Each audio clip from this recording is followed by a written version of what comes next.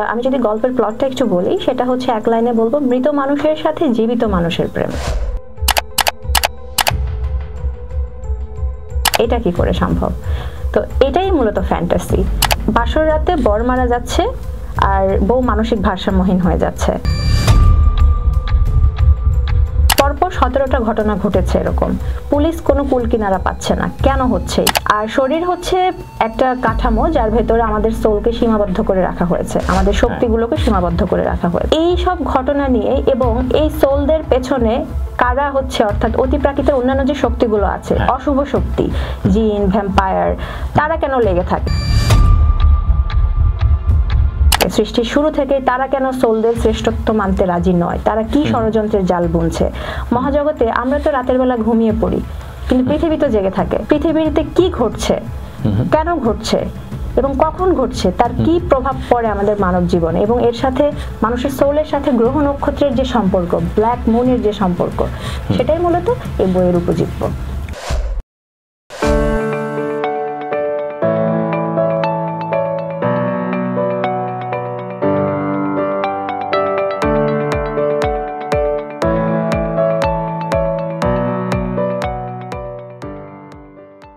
সুপ্রিয় দর্শক ও শ্রোতা, আসসালামু আলাইকুম। সকলকে স্বাগত জানাই বাংলাদেশ বুকওয়ার্ম অ্যাসোসিয়েশন ও শুনবই আয়োজিত লেখকের গল্প সিজন 2-এ।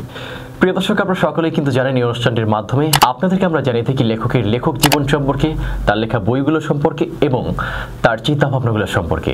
আর সেই সুবাদে আজকে আমাদের স্টুডিওতে যিনি উপস্থিত হয়েছেন, তিনি বর্তমান সময়ের একজন অন্যতম তরুণ কবি ও কথা সাহিত্যিক ফারহানা নিমগ্ন দুপুর। কেমন আছেন? আমি ভালো আছি, আপনি কেমন আছেন? আলহামদুলিল্লাহ, আমি ভালো আছি, সবকিছু ভালোই। আর ফাইনালি আপনার সাথে বসা হচ্ছে, আপনার বইগুলো নিয়ে গল্প করব, সব মিলিয়ে ভালোই লাগছে। আমার কাছেও বেশ ভালো লাগছে, আশা করছি সময়টা অনেক ভালো কাটবে। হ্যাঁ, অবশ্যই। শুরুতেই যে বিষয়টি নিয়ে আলাপ করতে চাই, আপনি একটা ভিন্ন লেখালেখির যাত্রাটা শুরু করলেন, সেটা হচ্ছে ফ্যান্টাসি। সেটাকে ডার্ক ফ্যান্টাসি বলি বা ফ্যান্টাসি যাই বলি না কেন, তো অনেকেই তো আসলে রোমান্টিক ধারা, সামাজিক উপন্যাস, মানে বিভিন্ন ধারাকে নির্ধারণ করে ওইভাবে লেখে। তো আপনি একটা ডিফারেন্ট একটা জনরাকে দিয়ে শুরু করলেন, এটার পিছনে কি স্পেসিফিক কোনো কারণ আছে? কারণ হচ্ছে আমার ইচ্ছে, আমার ভালো লাগা। তো এই যে বললেন না রোমান্টিক বা অন্য জনরা আছে, এটা কিন্তু ডার্ক রোমান্টিক ফ্যান্টাসি। অর্থাৎ আমি যদি গল্পের প্লটটা একটু বলি, সেটা হচ্ছে এক লাইনে বলবো, মৃত মানুষের সাথে জীবিত মানুষের প্রেম। এটা কি করে সম্ভব? তো এটাই মূলত ফ্যান্টাসি। তো এই রোমান্টিক ব্যাপারটাকে আসলে আমরা রোম্যান্স বলতে এখন যেটা বুঝি, গতানুগতিক যেই মানে আমরা বইগুলোতে দেখছি, কিন্তু এখানে ভিন্ন আঙ্গিকে তুলে ধরা হয়েছে। আশা করছি পাঠকদের কাছে অনেক ভালো লাগবে। অবশ্যই, আমরা সেটাই চাই। এরপরে আপনার আরেকটি বই নিয়ে আলাপ করতে চাই, সেটা হচ্ছে কি white magic life of death. এই বইটি নিয়ে, এই বইটির গল্পের প্লট বলি বা গল্প বলি, গল্পটা আসলে কেমন ছিল? আচ্ছা, white magic life of death, এটা হচ্ছে একটা আরবান ফ্যান্টাসি। এটা নাম শুনেই বুঝতে পারছেন এটা গথ জনরার, অর্থাৎ এটাতে আপনার white magic, black magic, witchcraft এগুলো থাকবে, এগুলো আছে। কিন্তু প্লট যদি আমি বলি, সেটা হচ্ছে ধরুন আমি একটা ট্রেলার করেছিলাম, অর্থাৎ বইয়ের ট্রেলার শুট করেছিলাম। মানুষ তো হচ্ছে ট্রেলার বানায়, আমি শুট করেছিলাম। আচ্ছা। তো এখানে যেটা ছিল সেটা হলো বাসর রাতে বর মারা যাচ্ছে আর বউ মানসিক ভারসাম্যহীন হয়ে যাচ্ছে। তো পরপর 17টা ঘটনা ঘটেছে এরকম। পুলিশ কোনো কুলকিনারা পাচ্ছে না, কেন হচ্ছে? এটা কোনো ক্লু নেই, কিছু নেই। তাহলে এটা কেন হচ্ছে? এই কেনর প্রশ্নের আনসারটা খুঁজতে হলে বইটা পড়তে হবে, white magic life of death. আমি এটুকুই বলতে পারি। অবশ্যই পাঠকদেরকে বলবো, আপনারা বইটি সংগ্রহ করে কিন্তু বইটির ডিটেইল যে ইনফরমেশন বলি, বইটির গল্প বলি, সব কিন্তু জানতে পারবেন। তাই কিন্তু আপনাদেরকে বইটি সংগ্রহ করতে হবে। এরপরে আমরা যে বইটি সম্পর্কে জানতে চাই, সেটা হচ্ছে দ্য ব্ল্যাক মুন। এটি আপনার লেখা সিরিজ বই, রাইট? তো এই বইটির প্রথমে অনেক আগেই আপনার প্রথম অংশগুলো এসেছে, মানে প্রথম যে বইগুলো সেগুলো এসেছে, এখন নতুন করেও আসছে, মানে নতুন পার্ট যেটা আছে সেটা আসছে।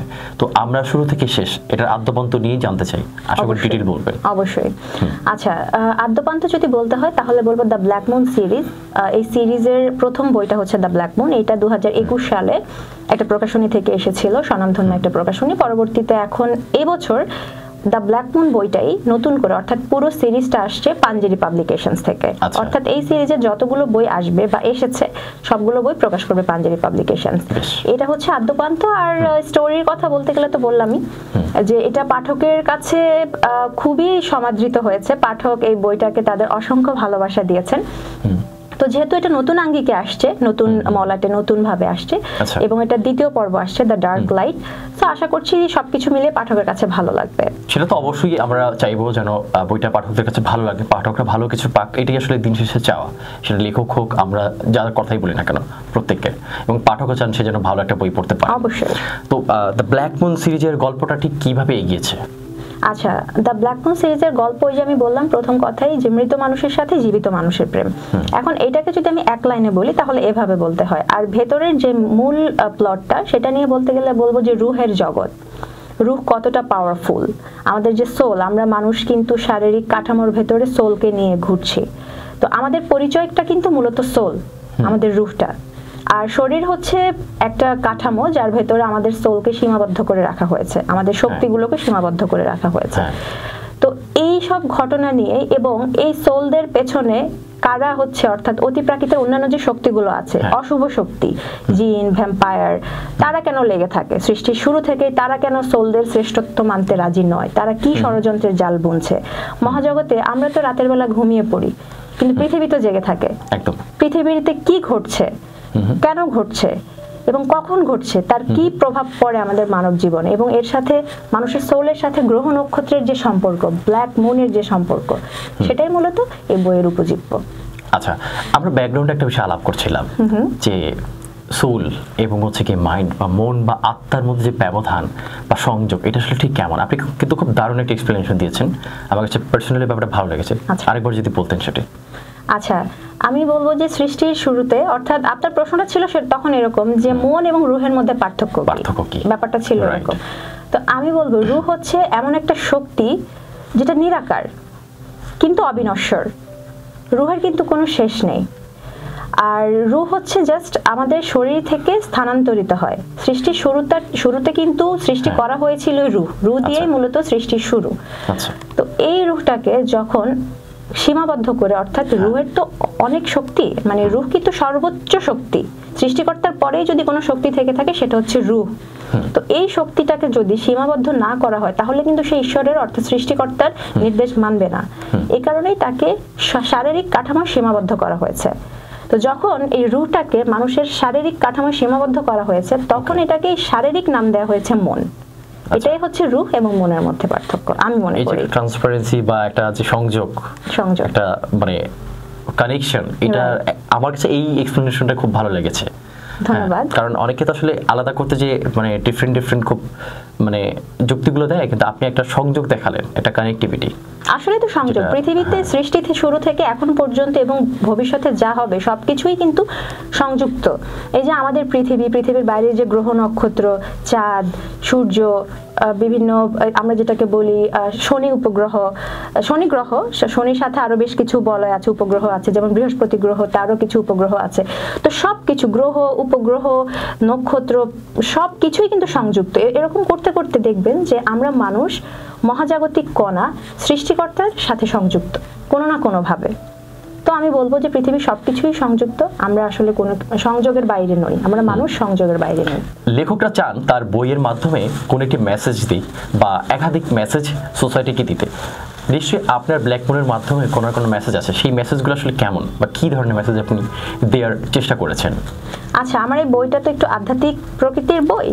তো আমি বলবো যে মূলত আমি নিজে একজন স্পিরিচুয়াল প্র্যাকটিশনার। আমি চেষ্টা করি, আমার জীবনটাকে আমি সেভাবেই লিড করছি।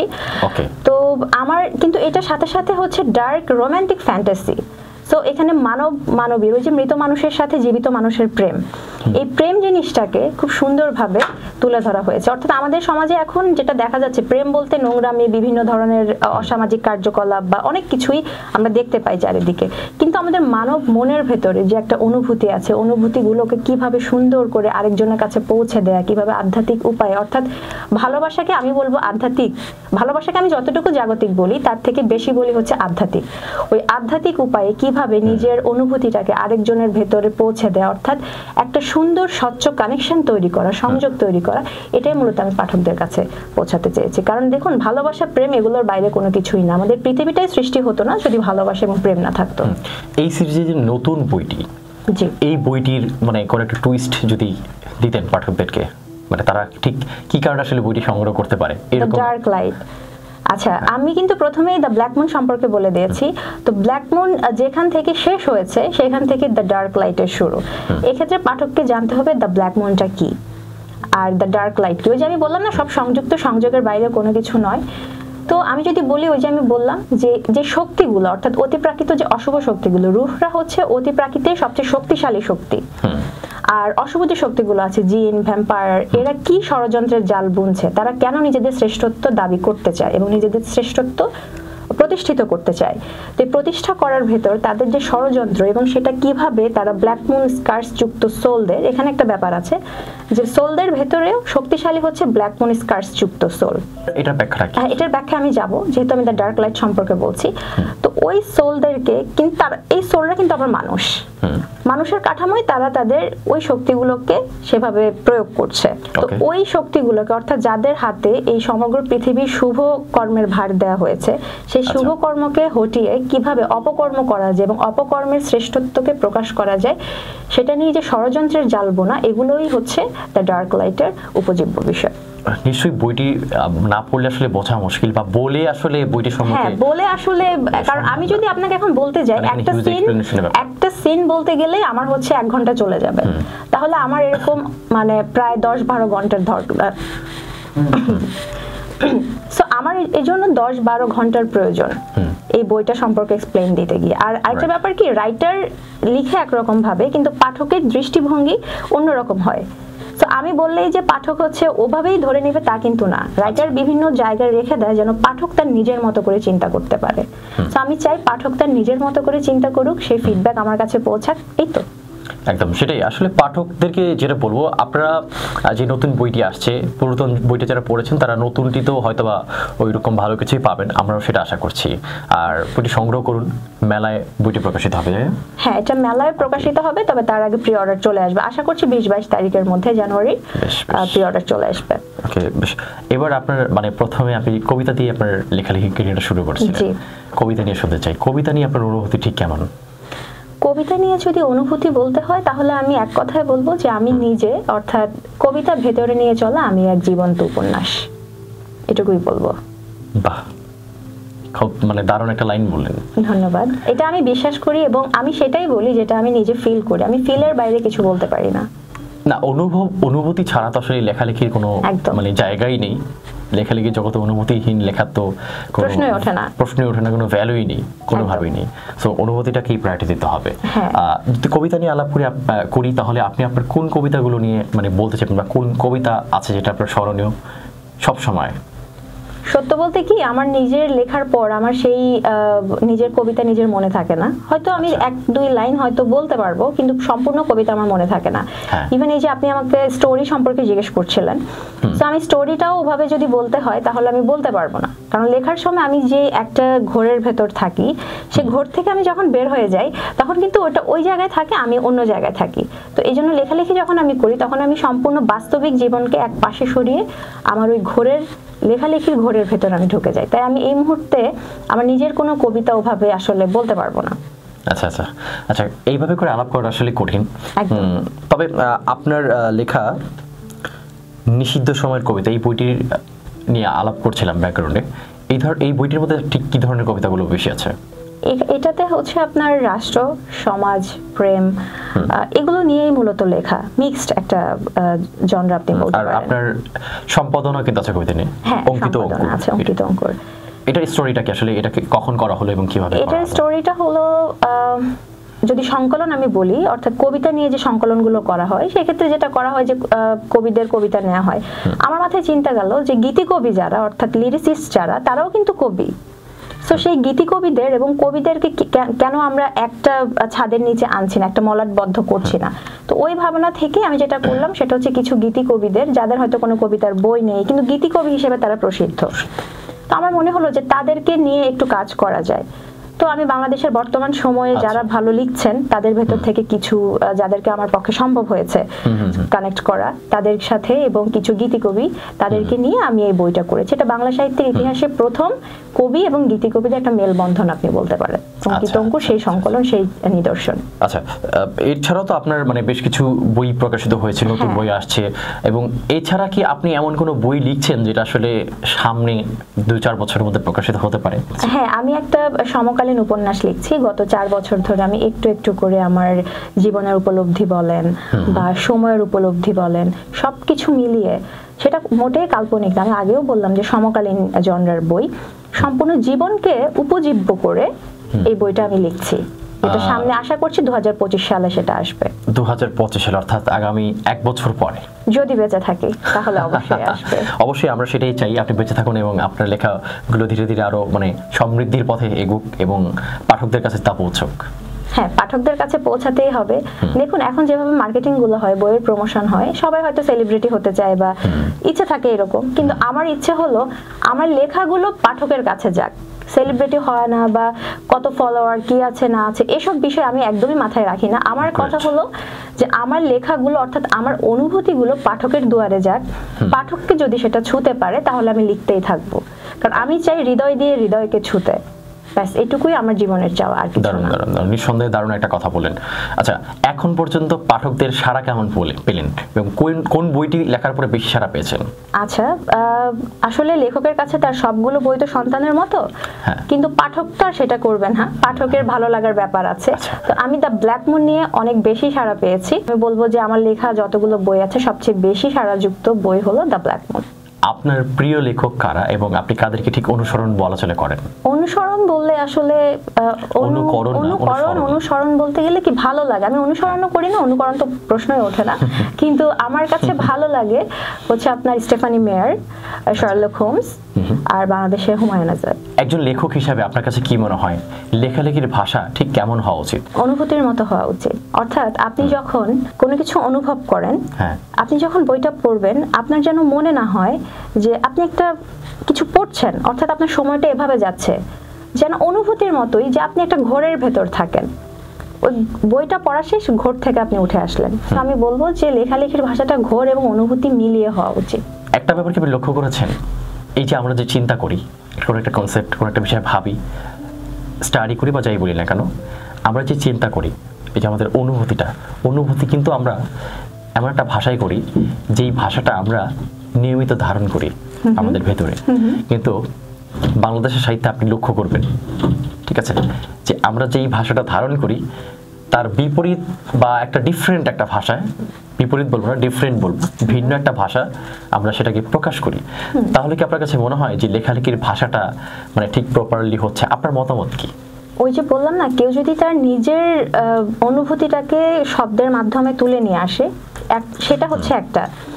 এখন ধরুন যে আপনি একভাবে চিন্তা করে রেখেছেন, আপনি একটা বই কিনলেন, কিন্তু লেখকের অনুভূতিটা হচ্ছে আরেক রকম, সে সেইভাবে লেখাটাকে তুলে ধরলো, তাহলে আপনার এক্সপেকটেশনের সাথে কিন্তু তার এক্সপেকটেশন মিলবে না কখনোই। তো মানুষ ভেদে অনুভূতির ধরন আলাদা এবং লেখার ধরন আলাদা। এখন পাঠককে বিচার করতে হবে পাঠক কি পড়বে। আমাদের দেশে যেটা হয় সেটা হচ্ছে কি একটা মার্কেটিং হয়, প্রমোশন হয়, মানুষ দেখে সেটা কেনে। আমি বলবো না, আপনারা মেলায় যান, হ্যাঁ একটা বই আপনার কাছে আসবে, ঠিক আছে, আপনি বইটা সম্পর্কে ধারণা রাখবেন, আপনি যাবেন, যে ফ্ল্যাটটা দেখবেন, পড়বেন, তারপর আপনি কিনবেন। এটাই। একজন লেখকের সামাজিক দায়বদ্ধতা ঠিক কতটা এবং সেটা কিভাবে? দায়বদ্ধতার জায়গায় যদি কথা বলতে হয় তাহলে বলবো যে এটা অনেক বড় একটা জায়গা জুড়ে আছে।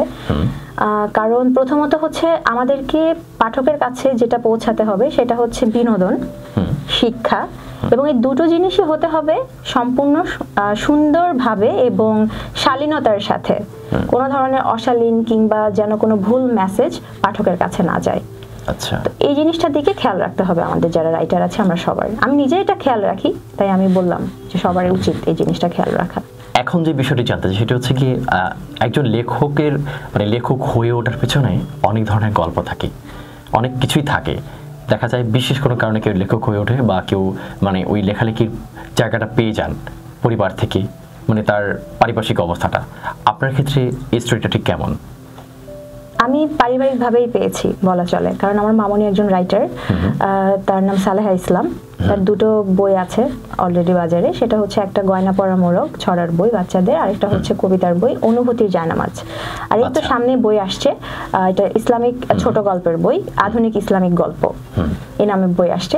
আমার ভাইয়া ছিল জেলা পর্যায়ের দাবাড়ু, শ্রেষ্ঠ দাবাড়ু ছিল, কিন্তু পরবর্তীতে কন্টিনিউ করতে পারেনি পড়াশোনার জন্য। আব্বু টুকটাক লেখালেখি করতেন, কিন্তু সরকারি জবের কারণে উনি আর কন্টিনিউ করতে পারেনি। তো এই যে সাংস্কৃতিক পরিমণ্ডলে আমার বেড়ে ওঠা, তো ওভাবে আমি দেখতাম যে মামনি সময় পেলেই বই পড়ছে, সময় পেলেই লিখছে, ভাইয়া পড়ছে লিখছে। এবং মজার একটা ঘটনা আমি এখানে শেয়ার না করে পারছি না, সেটা হচ্ছে যখন বৃষ্টি হতো তখন আমাদের বাসায় মামনি দেখতাম বাদাম ভাজতো, বুট ভাজি করতো, অর্থাৎ ছোলা ভাজি করতো। কেন? যে বই পড়বে এবং খাবে। অর্থাৎ এই যে বৃষ্টিটাকে উপভোগ করা, ওই যে ব্যাপারটা ধারণ করা, সেটা আমি ছোটবেলা থেকেই কিন্তু মামনির কাছ থেকে পেয়েছি। হতো না যে যেটা করা হয়, মানে ছেলেরা যেটা করে সেটা হচ্ছে ফুটবল নিয়ে বের হয়ে যায়, ক্রিকেট খেলতে বের হয়ে যায় বৃষ্টির ভেতর। না, আমার ভাইয়া যেটা করতো সেটা হচ্ছে সে বই নিয়ে বসতো। তো আমি যেটা করতাম, ছোট ছিলাম, আমিও তাদের দেখা দেখি একটা বই নিয়ে বসতাম, পড়তে পারতাম না নাকি বই নিয়ে বসতাম, এটা আমি মামনির কাছ থেকে শুনেছি। তো এভাবে করতে করতে যখন আমি ক্লাস 2-তে উঠি তখন আমি প্রথম কবিতা লিখি। এভাবেই আমার লেখালেখি জার্নি। ক্লাস 2-তে প্রথম কবিতা? হ্যাঁ, ক্লাস 2-তে আমি প্রথম। কি ছিল কবিতাটা? এটা সম্ভবত আমার দুজন কাজিনকে নিয়ে লেখা ছিল। আচ্ছা, মানে আপনি তো শুরু থেকেই মানে সামাজিক কবিতা লিখে ফেলছেন বা পারিবারিক কবিতা। দারুণ ব্যাপারটা না। অনেকে আসলে আমি দেখলাম যে অনেকেই লেখক হয়ে পেছনে গল্পটা কি দেখা যায়, স্কুলে বা কোথাও বসে আছে, হঠাৎ একাকী দুটো লাইন ছড়া তার মাথায় চলে আসলো, সেটা তার প্রকৃতি নিয়ে, মূলত এইভাবে শুরু হয়। কিন্তু আপনি শুরুতে কি নিয়ে লিখলেন? দুজন কাজিনকে নিয়ে। এটা মানে ছোট থাকলে আপনি ম্যাচুর লেভেলের চিন্তা ভাবনা করে ফেলেছেন। কারণ ওই যে ওরা আমার হৃদয়ের কাছের, তাই ওদেরকে নিয়ে লেখাটা হয়েছিল। আপনার লেখালেখির কার্যক্রম তো এখন পর্যন্ত শেষ, যেটা মেলায় আসছে, তাহলে প্রচ্ছদের কার্যক্রম কতটুকু এগোলো? প্রচ্ছদ নিয়ে আসলে এবার আমাকে অনেক বেশি ঝামেলা পোহাতে হচ্ছে, কারণ দ্য ব্ল্যাক মুনের প্রচ্ছদ যিনি করেছিলেন, স্বাভাবিকভাবেই ব্ল্যাক মুনের দ্বিতীয় পত্র অর্থাৎ সেকেন্ড পার্ট এসছে, সেটার সম্পর্কে যেহেতু তার ধারণা আছে, অর্থাৎ ফার্স্ট পার্ট সম্পর্কে ধারণা আছে, সেকেন্ড পার্ট বুঝিয়ে দিয়েছি তিনি করবেন। কিন্তু দুর্ভাগ্যজনকভাবে হয়তো ওনার কোনো সমস্যা ছিল বা যে কোনো কারণে হোক, উনি অনেক বেশি সময় নিয়ে ফেলেছেন। পরবর্তীতে যখন উনি প্রচ্ছদ দিয়েছেন সেটা আসলে গল্পের থিমের সাথে যাচ্ছিল না, তো বাধ্য হয়ে আমাকে আসলে আবার নতুন করে প্রচ্ছদের জন্য বলতে হয়েছে। তো এই জন্য সময়টা বেশি লাগছে। প্রচ্ছদ এখনো ফাইনাল করা হয়নি, তবে কিছু ডেমো প্রচ্ছদ করা হয়েছে। আচ্ছা, তার মানে আমরা কিছুদিনের মধ্যে হয়তো প্রচ্ছদটাও প্রকাশিত হতে পারে? হ্যাঁ, কিছুদিনের মধ্যে আমরা প্রচ্ছদ পেয়ে যাব ইনশাআল্লাহ। আচ্ছা, বর্তমানে কিন্তু অনেকেই লেখালেখি করছেন, তরুণ নবীন প্রবীণ অনেক মিলিয়ে প্রচুর লেখক আমাদের বাংলাদেশে, একেবারে সংখ্যাটা কম নয়। তো এর মধ্যে থেকে আপনি তো অনেকেই চেনেন, দেখা গেল অনেকেই লেখা সম্পর্কে ধারণা রাখেন। তো বর্তমানে আসলে যে ধরনের সাহিত্য হচ্ছে, আপনার কাছে কি মনে হয় এটা যথাযথ সাহিত্য হচ্ছে, বা অনেক ধরনের চিন্তাই তো আসে, অনেক ধরনের আলোচনা সমালোচনাটা তো প্রয়োজন আছে, সাহিত্য শুধু প্রশংসা করলেই হবে না, সমালোচনা প্রয়োজন। আপনার চোখে সমালোচনাটা আসলে কি? আমার চোখে সমালোচনা যদি বলতে হয় তাহলে বলবো যে ওই যে আলোচনার শেষ নেই, সমালোচনার শেষ নেই। যেটা আপনার চোখে ভালো সেটা আমার চোখে খারাপ, যেটা আমার চোখে খারাপ সেটা আপনার চোখে ভালো। তো আমার চোখে যেটা খারাপ সেটা যদি আমি বলতে যাই, সেটা হচ্ছে যেটা আমার চোখে খারাপ আমি সেই জনরাতে যাচ্ছি না, সেটা আমি লিখছি না। যেটা আমার কাছে ভালো আমি সেটাই লেখার চেষ্টা করছি, সেই জনরাতে আছি এবং সেটাই লিখবো আশা করছি জীবনের শেষ দিন পর্যন্ত। আচ্ছা, আমি স্পেসিফিক ভাবে কোশ্চেনটা আবার করি, সেটা হচ্ছে কি মানে কবিতা, কথা সাহিত্য, থ্রিলার, ইটিসি যা কিছু আছে, প্রবন্ধ, গবেষণা, এভরিথিং, এখানে কি আপনার মনে হচ্ছে যে আসলে সমাজ মানে এই লেখাগুলো দিয়ে খুব বেশি সমৃদ্ধ হচ্ছে, উপকৃত হচ্ছে বা ক্ষতিগ্রস্ত হচ্ছে, কোনটা কেমন দেখছেন আপনি? আমি যেটা দেখছি সেটা হচ্ছে যে যুগের সাথে তাল মিলিয়ে কিন্তু সবকিছু পরিবর্তন হয়, সুতরাং আমাদের বাংলাদেশে যে বাংলা সাহিত্য সেটারও পরিবর্তন হচ্ছে। কারণ দেখেন, আজ থেকে 100 বছর আগে যদি আমরা তাকাই, তখনকার অবস্থা, 100 বছর পরবর্তী অবস্থা এবং মধ্যবর্তী অবস্থা সবকিছু কিন্তু এক না, যুগের সাথে সাথে পরিবর্তন হবে। যেমন এখন ফ্যান্টাসি নিয়ে, থ্রিলার নিয়ে যেভাবে লেখালেখি হচ্ছে, এটা কিন্তু আগে ছিল না। ঠিক আছে, আগে ছিল না।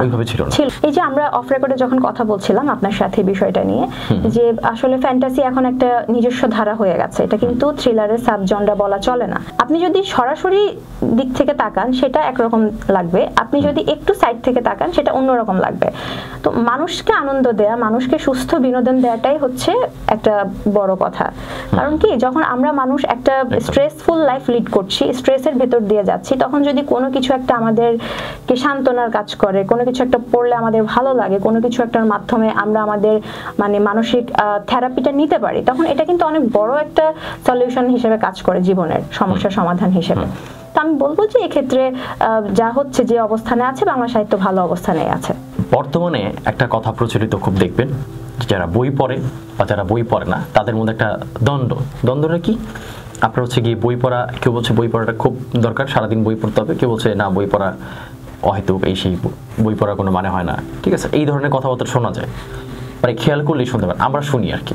তো আপনার কাছে মনে হয় যে বই পড়ার ব্যাপারটা বাংলাদেশের প্রেক্ষিতে মানে ঠিক কোথায় আছে, এবং আপনি বই পড়ার চর্চাটা ঠিক কতটা দেখছেন? বই পড়ার চর্চার কথা আমি যদি বলি সেক্ষেত্রে বলবো যে এটা বাংলাদেশে পরিমাণটা অনেক কম, এটা আরো বাড়াতে হবে। কারণ যত বই পড়বে ততই মানুষের জ্ঞান বাড়বে। কারণ কি, আমরা মানুষ সবকিছু সম্পর্কে আমাদের ধারণা নেই। আপনি বলতে পারবেন না যে আপনি পৃথিবীর সব জ্ঞান নিয়ে বসে আছেন, আমি বলতে পারবো না যে আমি পৃথিবীর সব জ্ঞান নিয়ে বসে আছি। তো সবকিছু জানতে হলে, অর্থাৎ সবকিছু সম্পর্কে তো মাথায় রাখা পসিবল না, সব জ্ঞান তো আর মাথায় ধরে রাখা সম্ভব না, কিন্তু জানতে হবে। অর্থাৎ হ্যাঁ ঠিক আছে এই জিনিসটা আমি জানি, বা ঠিক আছে এই জিনিসটা সম্পর্কে আমার সম্যক ধারণা আছে, সম্যক ধারণাটা রাখার জন্য আপনাকে বই পড়তে হবে, আপনার জ্ঞানের দরজা খোলার জন্য আপনাকে বই পড়তে হবে। এমন অনেক বিষয় আছে যেটা আপনি যখন প্রথম জানেন, আচ্ছা এটা তো আমি জানতাম না, এটা জানলে তো আমার উপকার হতো, বা এটা জানলে আমি ওই ক্ষেত্রে ব্যবহার করতে পারতাম। তো এই বিষয়টা যেন আপনার, আমি বলবো যে বই পড়লে এই বিষয়টা আপনার ভেতরে আর কাজ করবে না, যে ইস শব্দটা আর কাজ করবে না। ইস থেকে বাঁচতে হলে, জীবনের ইস থেকে বাঁচতে হলে আপনাকে বেশি বেশি বই পড়তে হবে। আপনি একজন কবি এবং কথা সাহিত্যিক, আপনি একজন মানে লেখক হয়ে কেমন বাংলাদেশকে দেখতে চান, মানে কেমন বাংলাদেশের স্বপ্ন দেখেন? সুশিক্ষিত এবং স্বশিক্ষিত বাংলাদেশের স্বপ্ন দেখি। সুশিক্ষিত এবং স্বশিক্ষিত, খুবই দারুণ একটা আনসার দিলেন। আচ্ছা, এখন আমরা যে বিষয়টি জানতে চাই, আপনার লেখা বইয়ের দ্য ব্ল্যাক মুন স্কার্স, এই বিষয়টা আসলে কি, যদি একটু এক্সপ্লেইন করেন। হ্যাঁ, যে আমি কিছুক্ষণ আগেই বলছিলাম দ্য ব্ল্যাক মুন স্কার্স নিয়ে পরে কথা বলবো। আচ্ছা এখন বলছি, দ্য ব্ল্যাক মুন স্কার্স হচ্ছে ব্ল্যাক মুনের তিথিতে, অর্থাৎ ব্ল্যাক মুন যখন উদয় হয়, এক্ষেত্রে আবার একটা টুইস্ট আছে। টুইস্টটা হচ্ছে ব্ল্যাক মুন তো হচ্ছে মাসের যে দ্বিতীয় চাঁদ, এটাকে আমরা ব্ল্যাক মুন বলি, অর্থাৎ পূর্ণিমার যে দ্বিতীয় চাঁদটা হয় তাকে আমরা ব্ল্যাক মুন বলি। কিন্তু 400 বছর পর পর একটা ব্ল্যাক মুন তিথি আসে, ওই তিথিটা 400 বছর পর পরই আসে।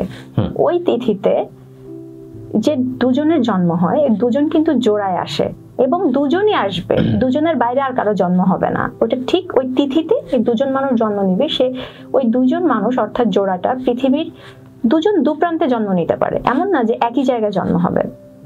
পৃথিবীর যে কোনো প্রান্তে দুজন মানুষ জন্মাবে, অর্থাৎ জোড়ায় আসবে, তাদের শরীরে একটা বিশেষ চিহ্ন থাকে, ওটাকেই দ্য ব্ল্যাক মুন স্কার্স বলা হয়। আচ্ছা, ব্ল্যাক মুন স্কার্স। আচ্ছা, ব্ল্যাক মুন নিয়ে আপনার তো এই বইটি নিয়ে আসলে বিশেষ ভাবনা, যেটা আমরা জানতে চাই সেটা হচ্ছে কি ব্ল্যাক মুন নিয়ে আপনার স্বপ্নটা কেমন আসলে, যদি বলতেন আপনি কি চান আসলে ব্ল্যাক মুনের মাধ্যমে? ব্ল্যাক মুনের কথা যদি বলতে হয় তাহলে বলবো এটা আমার হৃদয়ের খুব কাছের একটা বই। আমি অনেক বই লিখছি, আশা করছি ভবিষ্যতেও যতদিন বেঁচে থাকি বই আমি লিখবো। কিন্তু দ্য ব্ল্যাক মুন সিরিজটা আমার কাছে একটা বিশেষ জায়গা জুড়ে থাকবে, কারণ দ্য ব্ল্যাক মুন সিরিজটা আমার হৃদয়ের খুব কাছের। যদিও আমি পাঠককে বলছি এটা, যে প্রিয় পাঠক, যদিও আপনাদের কাছে এটা একটা অতি প্রাকৃতিক উপাখ্যান হতে পারে, মহাজাগতিক উপাখ্যান হতে পারে, কিন্তু আমি নিমগ্ন দুপুর দ্য ব্ল্যাক মুনের রাইটার আপনাদেরকে নিশ্চিত করে বলছি, সুনির্দিষ্টভাবে বলছি, এটার শুরুটা সত্য ছিল। আমি আবারও বলছি, এটা শুরুটা সত্য ছিল। দুপুর আপনি আজকে আমাদের সাথে খুব দারুণ একটা আড্ডা দিলেন, আপনার বইগুলো সম্পর্কে জানলাম, খুবই ভালো লাগছে জেনে, এবং সব মিলিয়ে বলবো আপনার লেখালেখির যাত্রা আরো এগিয়ে যাক। সবশেষে কি দর্শকদের জন্য বা পাঠকদের জন্য কিছু বলবেন কিনা? পাঠকদের জন্য আমি এটুকুই বলবো যে আপনারা অনেক ধরনের বই বাজারে আসে, আপনারা অনেক ধরনের বই পড়েন, তো যেটা আপনাদের ভালো লাগে, এবং অনেক সময় হয় কি যে আমরা আমাদের ভালো লাগার বাইরে যেতে চাই না। আমি বলবো যে মাঝে মাঝে ভালো লাগার বাইরেও যেতে হয়, নতুন ভালো লাগাকে খুঁজে নিতে হলে। তো আপনাদের পছন্দের জেনারের বাইরেও আপনারা অন্যান্য জেনার গুলো ট্রাই করে দেখতে পারেন, কারণ হতে পারে না যে আপনার জানার যে পরিধি তার বাইরেও অনেক জগৎ আছে, সেই জগৎটা হয়তো আপনার জন্য বসে আছে, হয়তো আপনাকে সেই জগৎটা ডাকছে যে এসো আমাকে নাও, আমাকে ধারণ করো। হয়তো আপনাকে ধারণ করার জন্য ডাকছে, আপনারই অপেক্ষায়, তাই তাকে আর বেশিক্ষণ অপেক্ষা করানো ঠিক হবে না। আপনারা সেটা চেষ্টা করে দেখতে পারেন, ধারণ করে দেখতে পারেন, এটুকুই বলবো পাঠকে। আর বলবো যারা আমার ফ্যান্টাসি পছন্দ করেন, অর্থাৎ আমার মতো ফ্যান্টাসি জেনারেল লাভার আছেন, পাঠক যারা আছেন, তাদের জন্য বলবো দ্য ব্ল্যাক মুন একেবারেই আপনাদের জন্য লাড্ডু। এই তো। অবশ্যই দর্শক, আপনাদের কাছে মানে বলবো যেটা, সেটা হচ্ছে বইগুলো সম্পর্কে জানতে হলে কিন্তু অবশ্যই বই সংগ্রহ করতে হবে এবং বই পড়তে হবে। বই পড়বেন, বইয়ের ফিডব্যাক জানাবেন, আমাদের ইন্টারভিউজের কমেন্ট সেকশন আছে, সেখানে আপনারা কিন্তু উন্মুক্ত হবে আপনাদের বইটা পড়ে আপনাদের রিভিউটা জানাতে পারেন। আর এছাড়া তো আপনারা রিভিউ বিভিন্ন গ্রুপে বিভিন্নভাবে দিতে পারেন, নিজেদের আইডি দিতে পারেন, সবভাবেই দিবেন। কারণ বই শুধু বই নিয়ে আলোচনা না, বই পড়তে হবে এবং বইয়ের কথাগুলোকে ছড়িয়ে দিতে হবে নিজেদের মাধ্যমে, সকল মাধ্যমে। দুপুর আপনাকে অনেক ধন্যবাদ আজকে আমাদের সাথে সময় দেওয়ার জন্য। আপনাকেও ধন্যবাদ, এবং ধন্যবাদ বুকওয়ার্ম অ্যাসোসিয়েশনকে আমাকে ইনভাইট করার জন্য। অনেক ধন্যবাদ। দর্শক, আপনাদেরকে অনেক ধন্যবাদ যারা আমাদের এত দীর্ঘ সময় জুড়ে দেখছেন এবং আমাদের কথাগুলো শুনলেন। সব মিলিয়ে সকলকে বলবো, সকলে ভালো থাকুন, সুস্থ থাকুন এবং বইয়ের পাতায় স্বপ্ন খুঁজুন। আসসালামু আলাইকুম।